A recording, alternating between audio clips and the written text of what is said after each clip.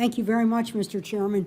First of all, thank you for organizing this hearing of both the authorizing and the Appropriations Committee, and to my colleagues for such strong bipartisan participation in this. I want to, first of all, thank the people at the head table and all who work behind them for the outstanding job they're doing to organize the American government's response to this, and also to Dr. Brantley and Mr. Charles, representative of the people who are really in Africa, trying to help people in this most horrific of challenges facing not only the countries but the people, and particularly the workers who are there that must be facing just incredible stress. I mean, this is of such a grim, horrific proportion, and they're working really 36-hour days just as you are. So we want to acknowledge that and thank them. Mr. Charles, it's wonderful to have you here, and Dr. Brantley and Mrs. Brantley, good to see you. And what's so great about seeing you, Dr. Brantley, is one, that you're well enough to be here. You were well enough to travel here, and you're well enough that we're not afraid to have you here. And we can smile, but this is a stunning, stunning, stunning accomplishment. But again, we're glad to see you. And Mrs. Brantley, you look so much like Samantha Powers. I said, what is Samantha Powers doing sitting next to Dr. Brantley? But we could send you to the UN, and I bet you'd have a lot to say that would shake them up and helping them respond. So we're glad that you're here. I want to make a couple comments and then a few questions, if I could.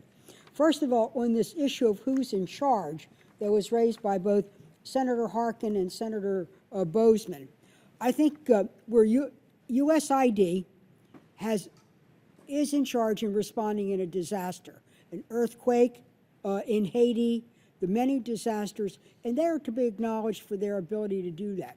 But the size and scope and multiple government agencies involved in this, I think needs a higher authority that actually can command personnel and organize working with us on, again, bipartisan basis for the kind of resources to do this.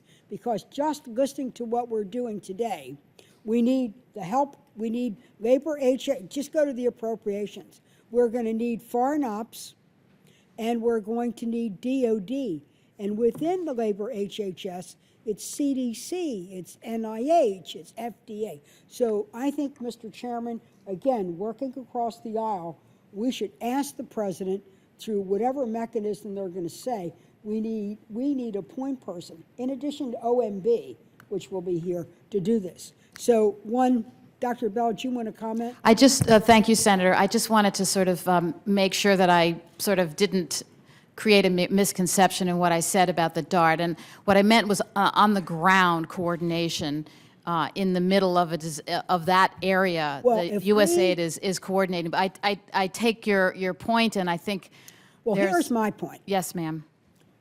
That if, presuming there's a bipartisan group and there's the will here, we have one of the leading, within the Republican Party, Senator Burr has been one of the leading experts on biohazards. We worked together to create BARDA. If we wanted to meet with the person in charge, who would be the person in charge? AID? Frieden? Dempsey? Kerry? I take your point, Senator. Dr. Rice, this is not, so let's do that, because again, we want to maximize and leverage everything we have and also create that sense of urgency. Now, let's talk about resources. First of all, I'll be leaving shortly, so Dr. Brantley, if you see me go before you testify, it's because I'm going to work on the continuing resolution so we can have, again, on the bipartisan basis, bicameral basis, pass that. But I'm looking ahead to December 11th and also the fiscal year for fiscal 16. So the CR is really a down payment to keep your current response functioning. but it is not of the size and scope that you need to respond in Africa and prevent it from spreading globally. Am I correct in that? From the CDC perspective, yes, the CR will allow us to continue our field operations through the end of the CR. But the situation is very fluid, and we're assessing what we would need for the rest of the year. Dr. Bell, when did you have to submit to OMB your fiscal 16 request? I'm sorry, Senator, I don't know the answer to that question. Well, let me tell you. I thought you might be able to. It was a few months ago. So whatever Dr. Frieden told OMB in the White House that he needed for CDC, it is really 3 to 5 months behind. So as we get ready to work, we're encouraging OMB, this is our administration here, to go back and say, what is it that you need for the CR, an omnibus, which I hope we can achieve, but also a look ahead to fiscal 16, presuming we can find a way to cancel sequester. So I would say to all of the agencies involved, look at that and revisit that. And it's our job to get OMB to give you the latitude to come back because of this new need. So, now, Dr. Fauci, wherever there's been an infectious disease crisis, you've been in the forefront of trying to find solutions for 30 years, since AID to now. We're so lucky to have you in all of these. But you spoke to us eloquently a few years ago about a pandemic, that when you have a global infectious disease crisis, you need to have an infrastructure to be able to respond. Am I correct? Correct.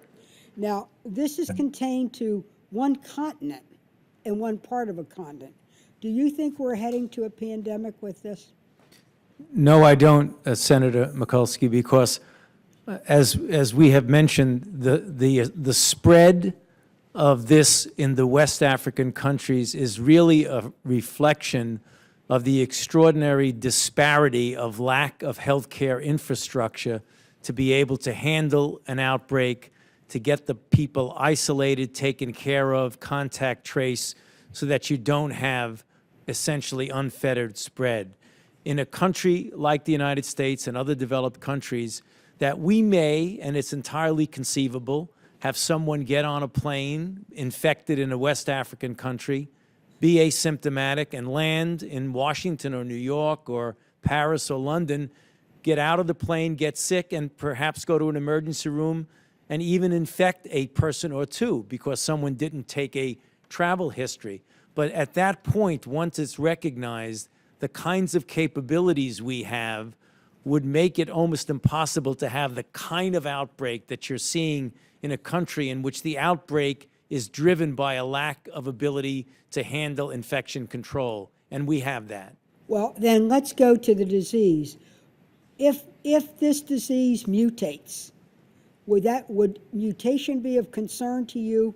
So that, and if it would mutate, do the current suggested treatments, possible treatments, be ineffective because it's a new disease? And then could it even become airborne? Well, any hypothetical you say, we'd have to say it's not impossible. Do I think, as a person who's been dealing with viruses for so long, did I think that this is likely that this is going to happen? No. You never rule anything out, Senator. You always keep an eye out on it, and we are following the genetic movability or mutation of this very, very carefully. When people ask me this question, I say what I know will happen, not hypothetical, is that unless we get control of this, it will continue to not only devastate, but it will be much more difficult to ultimately get in control. So although we always in the back of our mind are concerned about mutations, right now, today, in September of 2014, mutation is not the problem. The problem is the full court press we need to put on getting this under control by standard classical infection control methods. Which is a public health infrastructure Exactly. in this country and helping other countries. Quite correct. Thank you very much, Mr. Chairman.